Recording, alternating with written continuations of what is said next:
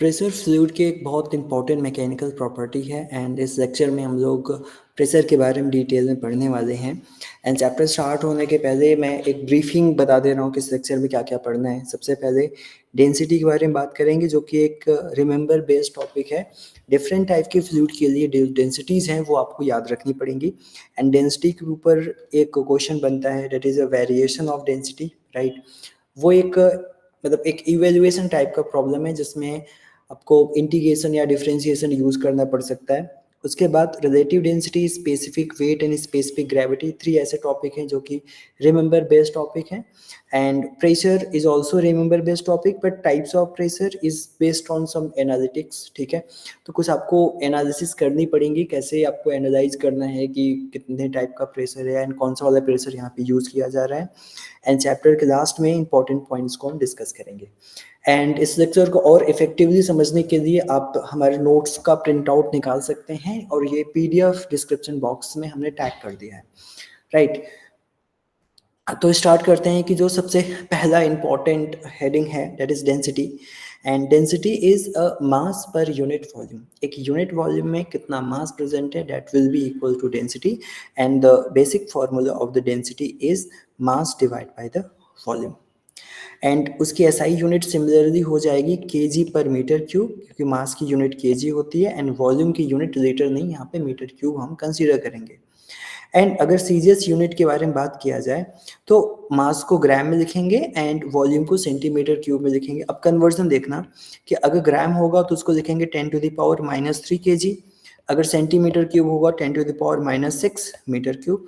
और इन दोनों को सिंप्लीफाई करेंगे तो ये रिजल्ट आपको मिलेगा कि 1 gram per centimetre cube is equal to 10⁻³ kg per metre cube. 10⁻³ आपको याद रखना है, ये पैरामीटर बड़ा इंपॉर्टेंट है, राइट। अब देखना यहाँ पे एक मैंने डायग्राम कंसिडर किया है। डायग्राम में 3 डिफरेंट टाइप के लिक्विड यहाँ पे यूज किए गए हैं। Liquid number 1, liquid number 2 and liquid number 3। तो मैं टॉप एंड बॉटम को कंपेयर करता हूँ। बॉटम सबसे नीचे इसलिए होगा क्योंकि इसकी डेंसिटी हाई होगी। डेंसिटी हाई होगा तो मास हाई होगा एंड मास हाई होगा तो इसके ऊपर ग्रेविटेशनल फोर्स ज़्यादा लग रहा होगा, तो इसलिए नीचे आ गया। जो ऊपर वाली फ्लूइड है उसकी डेंसिटी कम होगी, हल्की है, राइट। हल्की होगी तो उसका मास भी कम होगा एंड मास कम होगा तो उसके ऊपर ग्रेविटेशनल फोर्स भी कम लगेगा। तो जिस पे ज़्यादा फोर्स लगा वो नीचे एक्यूमुलेट हो गया, जिस पे कम फोर्स लगा वो ऊपर की ओर एक्यूमुलेट हो गया। तो अभी मैं आपके लिए क्वेश्चन जस्ट दे रहा हूँ। आपको सिंप्लीफाई करना है कि अगर मैं ऑयल एंड वाटर को एक साथ एक पर्टिकुलर टेस्टिंग ट्यूब में रखता हूँ तो नीचे क्या होगा एंड ऊपर क्या होगा, इसका आंसर आप अपने आप खुद खोजिए। एंड उसके बाद जो प्रेशर जो डेंसिटी है, डेंसिटी का डायमेंशनल फार्मूला कैसे आप निकालोगे। जैसे डेंसिटी का बेसिक फार्मूला होता है केजी पर मीटर क्यूब, तो यहाँ पे ml के पावर -3 सिंपल सा इसका एक डायमेंशनल फार्मूला है, इसको आप याद रख लेना। एंड 2 इंपॉर्टेंट डेटा है, वाटर की डेंसिटी एंड मर्करी की डेंसिटी, दोनों डेटा आपको याद रखनी है। अगर केजी पर मीटर क्यूब के बारे में बात करें तो 10⁻³ जो वैल्यू होती है वाटर के लिए यूज होती है एंड 13.6 इंटू 10⁻³ जो डेंसिटी यूज होगी वो यूज होगी मरकरी के लिए। लेकिन जब आप सीजीएस में कन्वर्ट करोगे तो वाटर 1 हो जाएगा एंड मरकरी का 10⁻³ कैंसिल आउट होकर के 13.6 हो जाएगा। ये 2 पैरामीटर आपको याद रखना है। और एक इम्पॉर्टेंट इन्फॉर्मेशन मैं आपको और बता दे रहा हूँ कि मान लो कि जो भी ऑयल है, इन जनरल ऑयल की डेंसिटी वाटर के कंपेयर में क्या होती है, कम होती है। कितनी कम होगी डिपेंड करेगा, क्वेश्चंस में दे देगा तो उसके अकॉर्डिंग आप यूज करोगे। तो जस्ट एक बेसिक यहाँ पे एक डेटा मैंने आपको दे दिया। अब ऐसे डेंसिटी आप निकाल लोगे, लेकिन अगर मान लो कोई मिक्सर है, उसकी मिक्सर की डेंसिटी आप कैसे निकालोगे। तो नेक्स्ट स्लाइड में हम ये डिस्कस करने वाले हैं how to calculate the density of mixer. Density of mixer को स्टार्ट करने के पहले कुछ बेसिक पॉइंट्स को हम समझ लेते हैं कि हमारे लाइफ में 2 तरीके की चीज़ें होती हैं, एक होती है प्योर सब्सटेंसेस एंड दूसरा होता है मिक्सर। प्योर सब्सटेंसेस में 2 टाइप की चीज़ें आपको देखने को मिलेगी, एक हो गया एलिमेंट, जैसे मान लो कोई कॉपर की वायर है तो वो सिर्फ कॉपर से मिलकर बनी है। एंड मान लो कोई कंपाउंड है, कंपाउंड मैंने ऐसे कंसिडर किया है कि NaCl है। NaCl से मिलकर के एक जो एलिमेंट बनेगा उसको हम बोलेंगे कि इस टाइप की जो मटेरियल हैं ये प्योर सब्सटेंसेस हैं। लेकिन जब मैं किसी मिक्सर की बात करता हूँ, ठीक है, तो उसमें अलग अलग टाइप के जो सब्सटेंस है वो एक साथ मिक्स किए जाते हैं, अगर वो इक्वल तरीके से डिस्ट्रीब्यूट किया गया तो उसको हम होमोजीनियस बोलते हैं, एंड कहीं पे कम कहीं पे ज़्यादा, है ना, नॉन यूनिफॉर्म तरीके से डिस्ट्रीब्यूट किया गया उसी को हम बोल देते हैं हेट्रोजीनियस। तो इस स्लाइड में बेसिकली हम ये देखने वाले हैं ये जो मिक्सचर हैं इनकी किस तरीके से आप कैलकुलेट करने वाले हो डेंसिटी। तो इसकी डेंसिटी कैलकुलेट करने का बेसिक फार्मूला होता है कि दो अलग अलग कंटेनर की कितने मासेज हैं, दो अलग अलग कंटेनर की कितने वॉल्यूम है, total mass divide by total volume करेंगे तो आराम से आपको मिलेगा उसकी मिक्सर की डेंसिटी क्या होएगी, राइट। बट कई बार प्रॉब्लम में क्या होता है कि मास नहीं गिवन होता है, सिर्फ डेंसिटी गिवन होती है। उस केस में आपको क्या करना है कि जैसे आपने पढ़ा है कि mass is equals to density multiplied by volume, तो m1 की जगह आप ρ1 v1 लिख दोगे एंड m2 की जगह आप ρ2 v2 लिख दोगे, राइट। उसी तरीके से अगर मान लो प्रॉब्लम में डेंसिटी गिवन है, मास गिवन है बट वॉल्यूम नहीं गिवन है, तो आपको पता है कि भाई जो वॉल्यूम का फॉर्मूला होता है, वॉल्यूम का फार्मूला क्या होएगा, volume is equals to mass divide by density. तो v1 की जगह m1 डिवाइड बाय ρ1 आप लिख दोगे एंड v2 की जगह आप m2 डिवाइड बाय ρ2 यूज करोगे, एंड इस फार्मूले में इस डेटा को पुट करेंगे तो फाइनल रिजल्ट आपको यहाँ पे मिलेगा। और नेक्स्ट एक प्रॉब्लम है, इस पे मूव करते हैं। प्रॉब्लम क्या है इसको हम समझते हैं। When two equal volume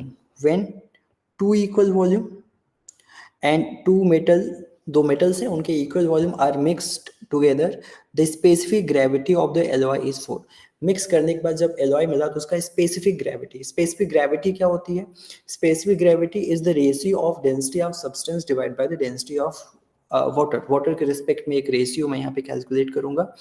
and second point यहाँ पे दे रखा है कि अगर when the mass of the same two metal, अब वही मेटल है, अब सेम वॉल्यूम में सेम मास को एक साथ मिक्स करेंगे तो जो स्पेसिफिक ग्रेविटी आएगी एलॉय की अभी कितनी हो जाएगी, 3 हो जाएगी। तो उनकी अलग अलग स्पेसिफिक ग्रेविटी निकालनी है। तो मैंने पहले कंसीडर किया कि मान लो इनिशियल लेवल पे ये जो दो ऑब्जेक्ट है इनके वॉल्यूम सेम है, राइट।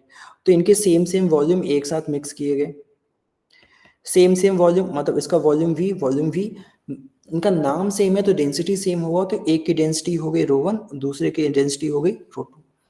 तो देखो अगर डेंसिटी ऑफ मिक्सर को मैं यहाँ पे कैलकुलेट करूंगा तो जो मिक्सर की डेंसिटी होगी that will be equal to the ρ1 v plus ρ2 v divide by the v plus v।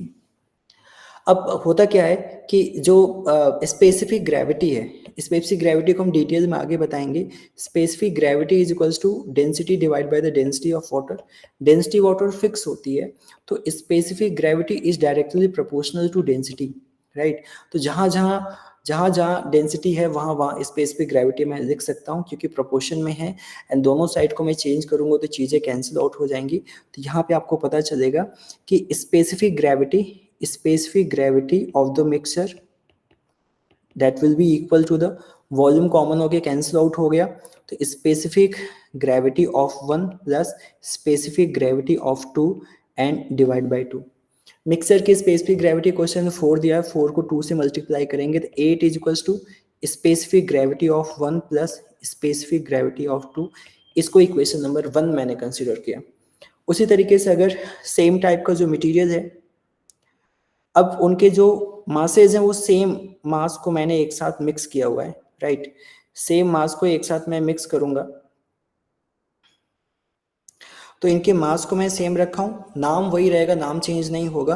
तो ये कितना हो जाएगा ρ1, दूसरा कितना होएगा ρ2।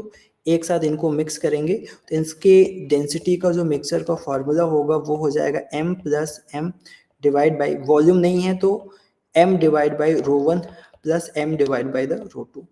इसको सिंप्लीफाई करेंगे तो ये हो जाएगा 2 ρ1 ρ2 डिवाइड बाई द ρ1 प्लस ρ2।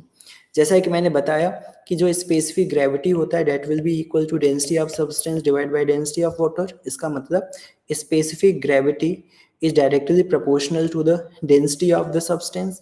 तो हम डायरेक्ट इसको रिप्लेस करेंगे तो यहाँ पे आपको मिलेगा specific gravity of the mixture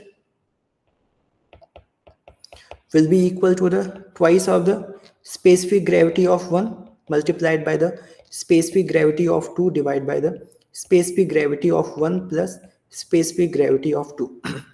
data यहाँ पे रखेंगे। देखो डेटा आप कैसे रखोगे, इनके समेशन का जो स्पेसिफिक ग्रेविटी वो पहले से 8 यहाँ पे तो आपको रख देना है, यहाँ पे पूरी डेटा क्या हो जाएगी 8, एंड मिक्सर की जो स्पेसिफिक ग्रेविटी है वो यहाँ दे रखा है 3, तो 2 8 जाएगा तो यहाँ पे 4 आएगा, एंड 4 एंड 3 को सिंप्लीफाई करेंगे तो 12 आएगा। तो यहाँ से आपको एक इन्फॉर्मेशन मिलेगी कि specific gravity of 1 multiplied by the specific gravity of 2 will be equal to the 12। ठीक है, तो ये जो इक्वेशन आपके पास यहाँ पे मिली हुई है, एंड ये वाली जो इक्वेशन आपके पास मिली हुई है, इसके हेल्प से हम ऑप्शन सर्च करते हैं। ऐसा ऑप्शन जिसमें सम करने पे 8 आए, तो देखो यहाँ पे 8 आ रहा है, यहाँ पे नहीं आ रहा है, यहाँ पे नहीं आ रहा है, यहाँ पे नहीं आ रहा है। इनको मल्टीप्लाई करने पे 12 आए, तो इनको मल्टीप्लाई करो 12, यहाँ पे नहीं आ रहा है, यहाँ पे नहीं आ रहा है, यहाँ पे नहीं आ रहा है, तो आपका जो करेक्ट आंसर आएगा वो फर्स्ट आपका करेक्ट आंसर हो जाएगा, राइट। नेक्स्ट, अब मैं वेरिएशन ऑफ डेंसिटी की बात करता हूँ। जैसे मान लो कि कोई एक आपके पास एक कंटेनर है, राइट, और उसके अंदर गैस फिलअप्ड है, और यहाँ पे मैंने ऐसा पिस्टन लगा रखा है, तो इनिशियल अमाउंट में इसका जो मास होगा वो m नॉट होगा। m naught will be equal to initial density rho naught and initial volume v naught. अगर इस पिस्टन को मैं कंप्रेस करूंगा तो इसका शेप एंड साइज चेंज होएगा, and shape and size change होएगा तो अब इसका मास तो वही रहेगा, m will be equal to m naught, but अब इसकी डेंसिटी चेंज हो जाएगी। ठीक है, डेंसिटी चेंज हो जाएगी तो चेंज हुए डेंसिटी एंड चेंज हुए वॉल्यूम के साथ मल्टीप्लाई करेंगे तो सेम टाइप का मास आए, क्योंकि मास इनडायरेक्टली चेंज नहीं हो रहा है। तो इसके बेसिस हम कह सकते हैं कि m naught will be equal to the m। तो जहाँ पे m नॉट है वहाँ पे रो नॉट v नॉट लिखूंगा, और जहाँ पे m है वहाँ पे मैंने रो v लिख दिया। अब बेसिकली मेरे को क्या करना है कि रो नॉट को एक जगह अपने एक साथ रखना है, एंड v नॉट को इसके नीचे मेरे को डिवाइड कर देना है। डिवाइड करने के बाद ये वाली इक्वेशन मिल गई। अब इस इक्वेशन को थोड़ा सा ऑर्गेनाइज करना है। कैसे ऑर्गेनाइज करना है, मैंने क्या किया, यहाँ पे रो को तो एज इट इज अपने जगह पे रखा, एंड यहाँ पे 1 को ऐड किया, and plus v divide by v not, और -1 को मैंने यहाँ पे एक साथ ऐसे लगा दिया। अब जब माइनस को इसके साथ सिंप्लीफाई करेंगे तो v minus V naught divide by V naught होगा। v माइनस वी नॉट को delta v divide by V naught लिखेंगे, तो अब जो नया फार्मूला आ गया वो इस फॉर्मेट में आ गया, राइट। अब देखो होता क्या है कि आपने एक फॉर्मूला पढ़ा होगा मैकेनिकल प्रॉपर्टी ऑफ सॉलिड में, कि bulk modulus will be equal to the change in pressure divide by the change in volume divide by the initial volume. इसको हम वॉल्यूमेट्रिक स्ट्रेन बोलते हैं, एंड वॉल्यूमेट्रिक स्ट्रेन नेगेटिव में लेना पड़ेगा, क्योंकि जब हम प्रेशराइज करेंगे तो प्रेशर बढ़ाएंगे तो वॉल्यूम कम होगा, बट बल्क मॉडुलस तो पॉजिटिव होता है, इसलिए चेंज इन वॉल्यूम नेगेटिव में आएगा, तो उसके आगे मैंने माइनस लगा दिया। तो इसको अगर मैं और भी सिंप्लीफाई करूं तो यहाँ पे आपको पता चलेगा delta v divide by the v naught will be equal to the delta p divide by the b, और बाहर क्या लग जाएगा माइनस। तो जहाँ पे डेल्टा v बाई v है उसकी जगह मैंने delta p divide by b को मैंने रिप्लेस कर दिया। तो कुछ इस तरीके से आपको यहाँ पे पैरामीटर मिल गया, राइट। तो दो चीज़ें आपको यहाँ पे अच्छे से समझ में आनी चाहिए कि किस तरीके से सिंप्लीफाई किया गया है। एंड उसके बाद लास्ट में देखो, ये आपको जो चीज़ें मिली हैं वो रो नॉट मिला है, आपको रो चाहिए। रो के लिए आपको क्या करना पड़ेगा, इसको थोड़ा सा ऑर्गेनाइज करना पड़ेगा। कैसे ऑर्गेनाइज करना है, now rho is equals to rho naught and divide by the 1 minus delta P divide by the B, ऐसे करना है। जब ऊपर जाएगा तो इन्वर्स हो जाएगा, rho nought 1 minus delta P divide by the B, and इसके पावर हो गया -1। बाइनोमियल एक्सपेंशन में जो पावर होता है वो इसके साथ मल्टीप्लाई हो जाएगा, तो माइनस माइनस मिलकर क्या हो जाएगा प्लस, और ये आपका फाइनल फार्मूला हो गया, जिसमें आप ये देख सकते हैं किस तरीके से प्रेशर चेंज होएगा, राइट। क्या क्या इस पूरे फार्मूले में कांस्टेंट है, रो नॉट कांस्टेंट है, बी कांस्टेंट है, तो अगर आप प्रेशर को बढ़ाओगे तो डेंसिटी भी यहाँ पे बढ़ेगी। ये इंपॉर्टेंट डेरिवेशन है, डायरेक्ट आपके एग्जाम में ये क्वेश्चन पूछे जा सकते हैं, राइट। चलिए आगे बढ़ते हैं। अब यहाँ पे क्वेश्चन है जहाँ पे डेंसिटी चेंज, देखो किस तरीके से इस क्वेश्चन को सॉल्व करना है बहुत इंपॉर्टेंट है, एंड इसका डायग्राम आप अच्छे समझना। जैसे मान लो मैंने एक कोऑर्डिनेट सिस्टम बनाया, ये हो गया एक्स एक्सिस एंड ये हो गया वाई एक्सिस। वाई एक्सिस में नीचे वाले ओरिजिन के नीचे हम जाएंगे, इस पॉइंट पे हमको बोलूंगा ओरिजिन है। ओरिजिन के नीचे जाएंगे तो y की सारी वैल्यू क्या आनी है, नेगेटिव आनी है, बट इसलिए y का यहाँ पे मैंने मॉड बनाया है कि y नेगेटिव आएगा तो मैं पॉजिटिव कर दूंगा, क्योंकि डेंसिटी कभी भी नेगेटिव नहीं हो सकता है। In this question the density of the liquid is varies like this, the pressure at depth h। मान लो अगर आप यहाँ पे आते हो, राइट, तो इसकी जो डेप्थ पूरी है यहाँ से यहाँ तक, यहाँ से यहाँ तक की जो डेप्थ है उसको मैंने बोला h। तो अगर मान लो इस कोऑर्डिनेट को यहाँ पे आप 0 बोल रहे हो तो यहाँ पे जो हाइट होगा वो कितना होएगा -h। h तो इसका डेटा है ना, मतलब 5 मीटर के डेप्थ पे गए, तो कोऑर्डिनेट के पॉइंट ऑफ व्यू से तो -5 होगा, तो इसको हम क्या लिखेंगे -h। एंड जब किसी भी चीज़ को हम सिंप्लीफाई कर रहे होंगे, राइट, जैसे डेंसिटी की बात करते हैं कि भाई डेंसिटी किस तरीके से यहाँ पे चेंज हो रहा है ना, तो यहाँ पे आपको पता होना चाहिए कि y की value, if y is less than equal to 0, y क्या है, 0 से छोटा है, तो मैथमेटिकली y नेगेटिव होएगा, और y नेगेटिव होगा तो यहाँ पे -y का क्यू करेंगे तो माइनस आएगा, माइनस आएगा तो डेंसिटी माइनस हो जाएगा। तो फंक्शन के पॉइंट ऑफ व्यू से जब इसको ओपन करेंगे तो रो की वैल्यू लिखी जाएगी -ρ0y3। कब? जब y की वैल्यू क्या हो, 0 से छोटी हो। If y is greater than 0, अब रो का इक्वेशन क्या लिखा जाएगा, ρ0y3। ये दो इंपॉर्टेंट वेरिएशन है, बट अभी हमारा जो मेन कंसर्न है वो किससे रिलेटेड है, डेप्थ के लिए है, मतलब पहला वाला केस। दूसरे केस की रिक्वायरमेंट नहीं है तो इसको हम यूज नहीं करेंगे, इसको हम हटा देंगे। ठीक है, अब यहाँ पे पूछ रहे हैं भाई the pressure at depth H पे यहाँ पे कितना प्रेशर होगा ये आपको फाइंड आउट करना है। ठीक है, तो आपको एक बेसिक फार्मूला पता है कि जब हम डेप्थ में नीचे की ओर जाते हैं तो जो चेंज इन प्रेशर होता है DP, change in pressure DP is equals to कितना होएगा, dp divide by dy is equals to minus rho G minus rho G. ये फार्मूला कहाँ से आया, इसका यूज हम देखेंगे जब लेक्चर 2 पढ़ाऊंगा, वहाँ पे वेरिएशन ऑफ प्रेशर बता रहा हूँ तो बताऊंगा कि जब मैं वाई एक्सिस मतलब वर्टिकल एक्सिस में मूव करूंगा तो जो प्रेशर ग्रेडियंट होता है वो माइनस रो जी की इक्वल होता है। Now dp is equals to minus rho की जगह आप जो डेटा रखोगे क्या रखोगे, -ρ0y3। ठीक है, एंड g से आप मल्टीप्लाई करोगे एंड dy से आप मल्टीप्लाई करोगे। ठीक है, अब देखो जो एटमॉस्फेयर है, एटमॉस्फेयर जो ऊपर की ओर यहाँ पे प्रेशर लगा रहा है इसको हमने बोला है P नॉट, और डेप्थ h पे जो प्रेशर होगा इसको हमने बोला है P। तो जब मैं इसको इंटीग्रेट करूंगा तो इनिशियल प्रेशर होगा P नॉट, फाइनल प्रेशर होगा P, एंड यहाँ पे जब इंटीग्रेशन आएगा तो y 0 से स्टार्ट होगा एंड -h तक जाएगा। जब प्रेशर को हम सिंप्लीफाई करेंगे तो इसकी वैल्यू हो जाएगी P, और जो लिमिट आएगी कहाँ से कहाँ तक आएगी, P नॉट से P तक आएगा। इसको सिंप्लीफाई करेंगे तो माइनस माइनस प्लस हो गया and rho naught G common हो गया, y स्क्वायर हो जाएगा y³ डिवाइड बाय द 4, और लिमिट इसकी कहाँ से कहाँ तक आएगी, 0 से लेकर के -h तक आएगी।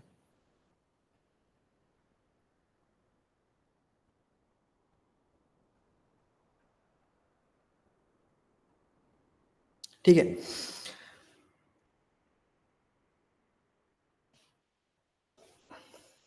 तो जब इसको सिंप्लीफाई करेंगे तो P minus P naught will be equal to the, इधर पावर 4 हो जाएगा, यस। अब डेटा रखेंगे, फाइनल लिमिट रखेंगे रो जी -h के पावर 4 करेंगे तो आएगा h के पावर 4 एंड डिवाइड बाय 4, और -0 रखेंगे तो क्या आएगा, 0। फर्दर इसको हम सिंप्लीफाई करेंगे तो यहाँ पे फाइनल डेटा आपको मिलेगा P is equals to P naught rho naught G h के power 4 and divide by the 4। तो इसमें से कौन सा ऑप्शन सही है, तो first option is your correct answer. तो क्या क्या चीज़ें इस यहाँ पे आपको ध्यान देनी है, नंबर 1 कि पहली बात ये फार्मूला कहाँ से आया, ये फार्मूला अभी नहीं समझ में आ रहा है तो नेक्स्ट लेक्चर में आपको समझ में आ जाएगा। और सबसे इंपॉर्टेंट पॉइंट है कि डेंसिटी को किस तरीके से चेंज किया गया, इक्वेशन से किस तरीके से मैंने यहाँ पे चेंज किया। तो यहाँ पे थोड़ा सा फंक्शन का बड़ा इंपॉर्टेंट कॉन्सेप्ट यूज हो रहा है, तो इसको आप अच्छे से प्रिपेयर कर लेना, राइट। ये फार्मूला आपको याद रखना है, और फार्मूला याद रखने के बाद जस्ट डेटा पुट किया गया, डेटा में किस तरीके से आपने डेंसिटी का डेटा पुट किया एंड यहाँ पे किस तरीके से आप लिमिट का डेटा पुट कर रहे हो, यहाँ पे लिमिट का डेटा कैसा पुट कर रहे हो। अगर इसको आप फ्री सरफेस मानते हो तो अगर आप डेप्थ में भी जाते हो तो देखो H को मैंने H नहीं लिखा, क्या लिखा -H। तो यहाँ पे प्रेशर P नॉट है, हाइट 0 है, तो P नॉट पे हाइट 0 रखा। यहाँ पे प्रेशर P हो गया तो हाइट कितना हो गया, डेप्थ में गए तो -H, यहाँ पे प्रेशर P है तो यहाँ पे -H रखा, एंड सिंपली इसको मैंने इंटीग्रेट कर दिया तो फाइनल आंसर मिल गया। तो बड़ा इंपॉर्टेंट एंड कॉन्सेप्चुअल क्वेश्चन है, तो इसके लिए आप मेंटली प्रिपेयर रहना, right. Now relative density, relative density क्या होता है? In case of the liquid, relative density is the ratio of the substances divided by the density of water. कोई भी water है, जैसे मान लो मैंने एक एग्जांपल दिया मरकरी, ठीक है, तो relative density of mercury will be equal to the density of mercury divided by the density of water. Density of mercury होता है 13.6 into 10 to the power 3, water की डेंसिटी होता है 13.3, तो इनकी जो रिलेटिव डेंसिटी आई वो कितनी आई 13.6। तो एग्जाम में दिया रहेगा कि relative density of mercury is 13.6, it means the density of mercury is 13.6 into 10 to the power 3, right. तो किसी भी सब्सटेंस की डेंसिटी निकालनी है तो उसकी रिलेटिव डेंसिटी को मल्टीप्लाई कर देना है किसके साथ में, डेंसिटी ऑफ वाटर के साथ में मल्टीप्लाई कर देना है। ये बड़ा इंपॉर्टेंट फार्मूला है। और सबसे इंपॉर्टेंट पार्ट ये है कि दोनों का यूनिट सेम है, तो ये यूनिट लेस, दोनों का डायमेंशन सेम है, तो एक डायमेंशन लेस फिजिकल क्वांटिटी है, राइट। उसी तरीके से एक वर्ड होता है जिसका नाम होता है specific weight. Specific weight basically weight and volume के रेशियो की इक्वल होता है, राइट। तो अगर मैं m डिवाइड बाई v को एक साथ रखूँ और g से मल्टीप्लाई करूँ तो m बाई v को रो बोल दिया, रो एंड g को मल्टीप्लाई कर दिया, तो स्पेसिफिक वेट का बेसिक फार्मूला हो जाएगा रो जी। एंड mg का यूनिट होता है न्यूटन, वॉल्यूम का यूनिट होता है मीटर क्यूब, इसकी एसआई यूनिट हो गई newton per metre cube. And dimensional formula, जैसे न्यूटन का डायमेंशनल फार्मूला होता है ml के पावर -2, ये हो जाएगा l के पावर -3, राइट, सॉरी +3, ऊपर जाएगा तो माइनस हो जाएगा, तो ml के पावर -2 एंड t के पावर -2। इस तरीके से आप डायमेंशनल फार्मूला यहाँ पे कैलकुलेट कर लोगे, right. Now the most important point is specific gravity. Specific gravity कुछ और नहीं होता, specific gravity is the ratio of the specific weight of the substance divide by the specific weight of the water, ठीक है। अगर मैंने यहाँ पे बोला कि specific gravity is the ratio of specific weight of the substance divided by the specific weight of the water, इसको लिखेंगे rho g divide by the rho w divide by g, दोनों कैंसिल आउट होगा तो rho divide by the rho w, and that is also equal to the relative density. तो specific gravity question में देने का मतलब ये है कि क्वेश्चन बेसिकली किससे कनेक्ट कर रहा है, रिलेटिव डेंसिटी। एंड जैसे ही रिलेटिव डेंसिटी पता चला तो आप आराम से डेंसिटी निकाल सकते हो, क्योंकि density will be equal to the relative density and multiplied by the density of water, या फिर इसी फार्मूले को आप ऐसे लिख सकते हो कि specific gravity multiplied by the density of water, क्योंकि आपको पता है कि जो रिलेटिव डेंसिटी है एंड जो स्पेसिफिक ग्रेविटी है दोनों आपस में क्या है, इक्वल है। तो जिस तरीके से रिलेटिव डेंसिटी यूनिट लेस है ये भी यूनिट लेस होगा, जिस तरीके से स्पेसिफिक ग्रेविटी यूनिट लेस है उसी तरीके से ये भी अब क्या होगा, डायमेंशन लेस, राइट। चलिए आगे बढ़ते हैं, प्रेशर की बात करते हैं। प्रेशर बहुत इंपॉर्टेंट पैरामीटर है मैकेनिकल प्रॉपर्टी को स्टडी करने के लिए। मान लो मैंने एक गैस कंटेनर में कुछ इस तरीके से रखा है, तो गैस डिफरेंट डायरेक्शन में घूम रहे होंगे, सभी के पास एक काइनेटिक एनर्जी होती है। कौन सी एनर्जी होगी, काइनेटिक एनर्जी। मान लो कोई गैस है तो उसके पास एक पर्टिकुलर टेम्परेचर होगा, टेम्परेचर को मैं बढ़ाऊंगा तो काइनेटिक एनर्जी बढ़ेगा, काइनेटिक एनर्जी बढ़ेगा तो अपने दीवारों पे फोर्स ज़्यादा लगाएगा तो प्रेशर भी ज़्यादा लगाएगा। तो गैसों के अंदर काइनेटिक एनर्जी बेसिकली किसके ऊपर, गैसों के अंदर जो उसका प्रेशर होता है बेसिकली किसके ऊपर डिपेंड करता है, वो उनके एवरेज काइनेटिक एनर्जी के ऊपर डिपेंड करता है। जितना ज़्यादा एवरेज काइनेटिक एनर्जी होगा प्रेशर भी उनका उतना ज़्यादा होगा। तो प्रेशर को डिफाइन किया गया normal external force per unit area, right. तो नॉर्मल एक्सटर्नल फोर्स मीन्स क्या हुआ कि मान लो ऐसा कोई एक दीवार है, राइट, तो दीवार पे जो फोर्स लगाएगा गैस वो 90 डिग्री पे लगाना चाहिए। अगर कोई फोर्स 90 डिग्री पे लग रहा है और साथ ही साथ वो एक एक्सटर्नल फोर्स है, तो अगर उसको मैं एरिया से डिवाइड कर दूंगा तो जो भी पैरामीटर मिलेगा उसको हम क्या बोलेंगे, प्रेशर। प्रेशर स्ट्रेस में यही डिफरेंस है, pressure is the external normal force divide by area and stress is internal normal force divide by the area, right. अब देखो यहाँ पे एक मैंने वर्ड लिखा है एवरेज। अगर फोर्स एवरेज होगा अगर फोर्स एवरेज होगा तो प्रेशर भी एवरेज होगा, राइट। लेकिन अगर एग्जैक्ट प्रेशर फाइंड आउट करना है तो वहाँ पे एक छोटा सा एलिमेंटल एरिया कंसीडर करेंगे। जैसे मान लो ये पूरा का पूरा पैरामीटर है, एक छोटा सा एलिमेंटल एरिया कंसीडर किया, यहाँ पे जो फोर्स लग रहा होगा वो कितना होगा DF, एरिया कितना होगा DA, इन दोनों को डिवाइड करेंगे तो वहाँ पे एक इंस्टेंटेनियस उस पर्टिकुलर लोकेशन पे कितना प्रेशर लग रहा है ये आपको पता चलेगा। बट एरिया अगर बड़ा है, हर एक लोकेशन पे अलग अलग फोर्स लग रहा होगा, तो वहाँ पे फोर्स को भी एवरेज कंसीडर करेंगे तो प्रेशर भी जो आएगा वो एवरेज आएगा। तो कई बार प्रॉब्लम में पूछा जाता है कि find out the average pressure, find out the एक स्पेसिफिक जोन में इंस्टेंटेनियस प्रेशर, एक स्पेशल छोटे से एरिया में कितना प्रेशर कंसीडर करना है। दोनों का यूज कैसे होगा न्यूमेरिकल में बताया जाएगा। मेनली इसके बारे में लेक्चर 2 में डिटेल में डिस्कस करेंगे, जब Pascal's law and pressure variation के बारे में बताया जाएगा तो किस तरीके से इंस्टेंटेनियस प्रेशर एंड किस तरीके से एवरेज प्रेशर यूज किया जाएगा उसके बारे में डिटेल में चर्चा होगी, राइट। एंड प्रेशर की कुछ जो यूनिट्स हैं वो आपको अच्छे से पता होना चाहिए। जैसे इसकी जो एसआई यूनिट होती है pascal, 1 pascal is equal to 1 newton per metre square, 10⁵ bar के इक्वल होता है। एटमॉस्फेरिक प्रेशर जस्ट एटमॉस्फेयर का कितना प्रेशर है उसको मेजर करके बताएगा। जैसे मैंने बोला कि भाई यहाँ पे ऐसा एक अर्थ है, राइट, तो अर्थ के ऊपर यहाँ पे सराउंडिंग होती है, तो सराउंडिंग में ढेर सारे गैसेस प्रेजेंट होते हैं। तो हमने क्या किया कि यहाँ पे एक ऐसा इमेजिनरी लाइन बनाया, तो इसके अंदर कुछ ना कुछ एयर प्रेजेंट होंगे, तो इस एयर का जो भी वेट होगा वो वेट डिवाइड बाय एरियाज को हम यहाँ पे प्रेशर की तरह कैलकुलेट कर देंगे, और ये जो प्रेशर आएगा इसी प्रेशर को हम एटमॉस्फेरिक प्रेशर बोलेंगे।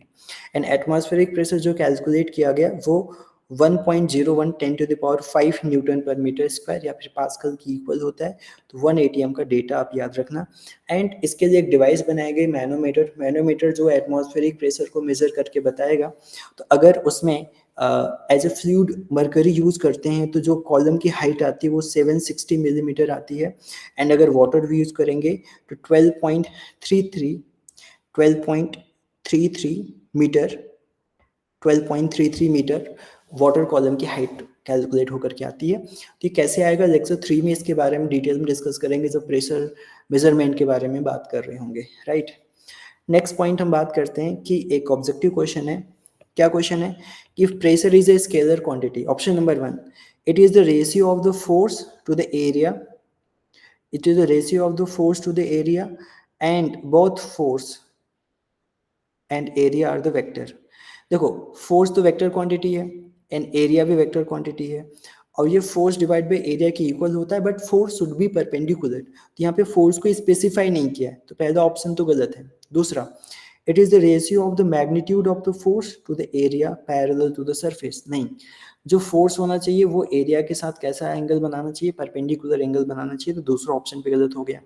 It is the ratio of the component of force normal to the area, right. जैसे मान लो मैंने एक एग्जांपल यहाँ पे कंसीडर किया कि ऐसा एक एरिया है, राइट, ऐसा एक एरिया है और ये इसका नॉर्मल है, ठीक है।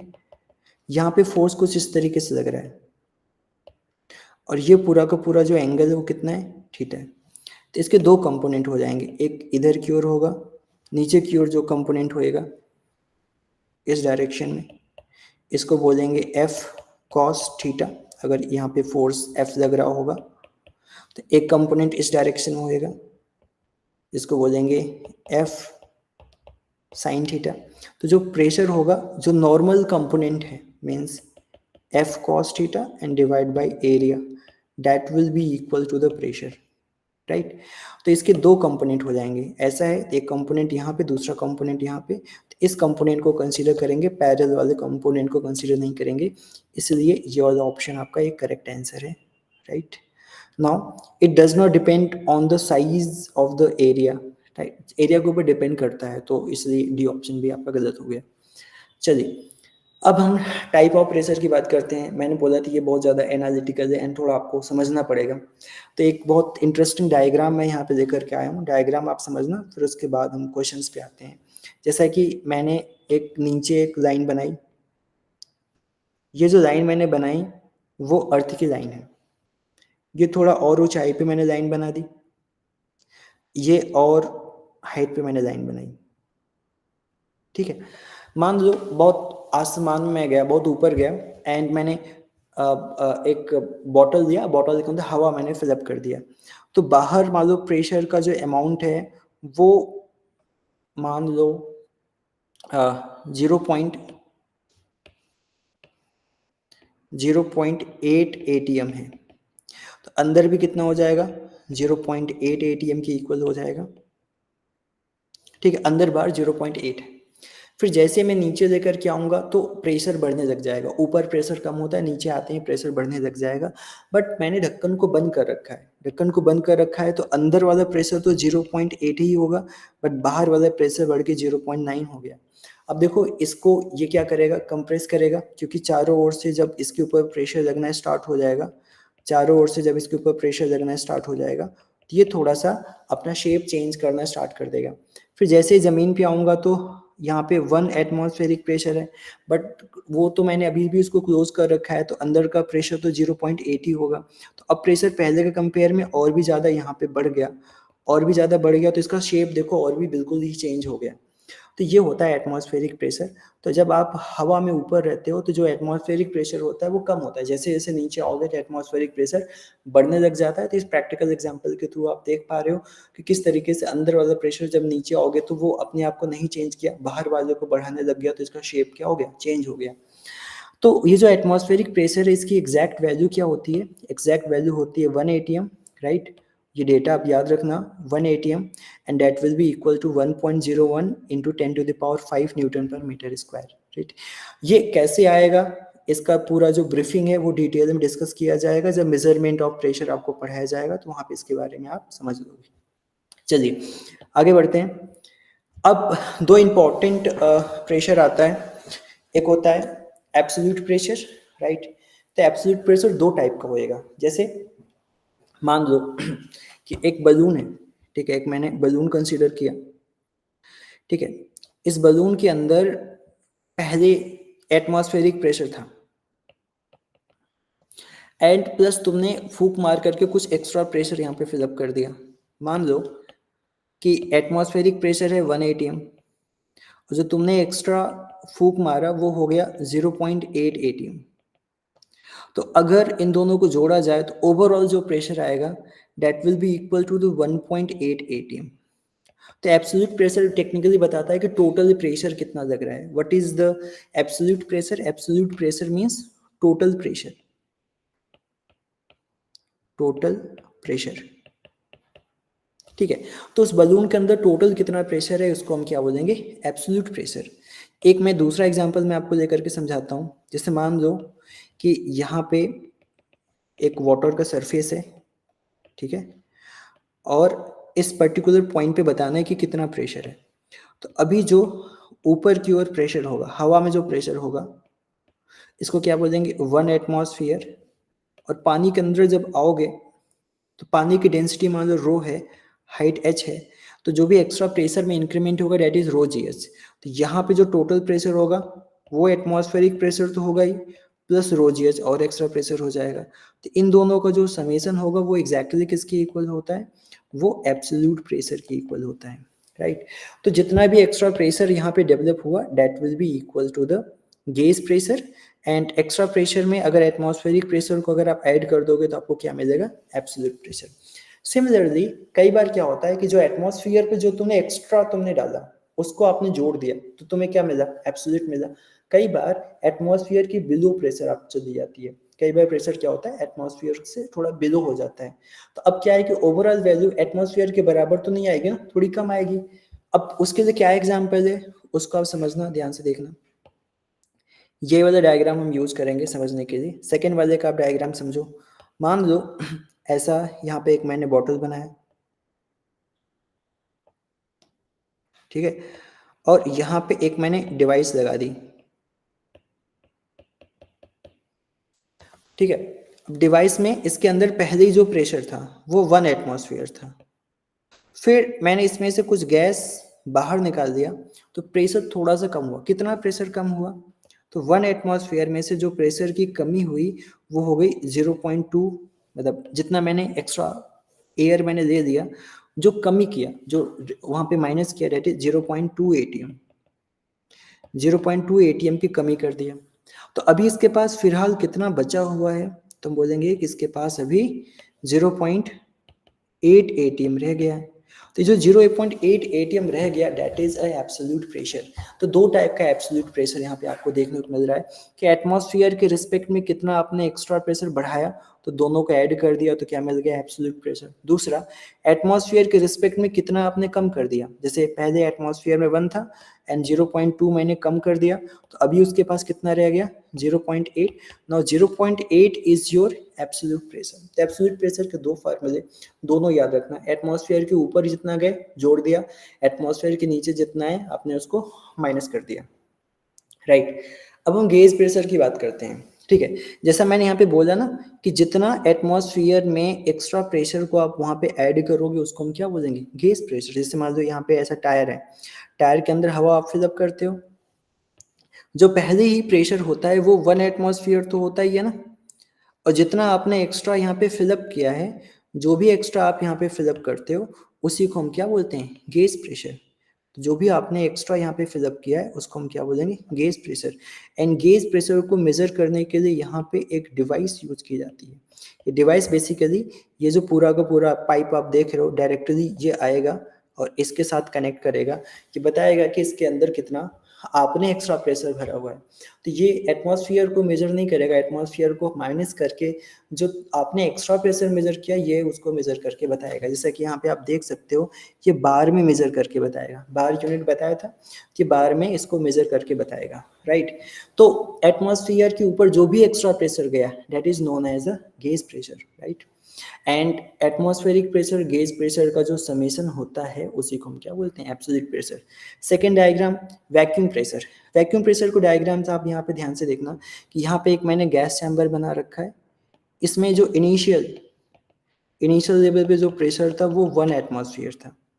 जब आप पंप को ऐसे यहाँ पे आगे की ओर खींचोगे तो यहाँ से गैस सब इसके थ्रू बाहर निकल जाएगा, तो फाइनली जो यहाँ पे प्रेशर बचेगा वो कम हो जाएगा, राइट। तो फाइनली जो प्रेशर होगा वो कम हो जाएगा। बचा कितना, मान लो 0.8 एटीएम यहाँ पे प्रेशर आ गया, तो बाहर यहाँ पे कितना चला गया, 0.2 एटीएम प्रेशर ये क्या किया, रिलीज कर दिया, कम कर दिया।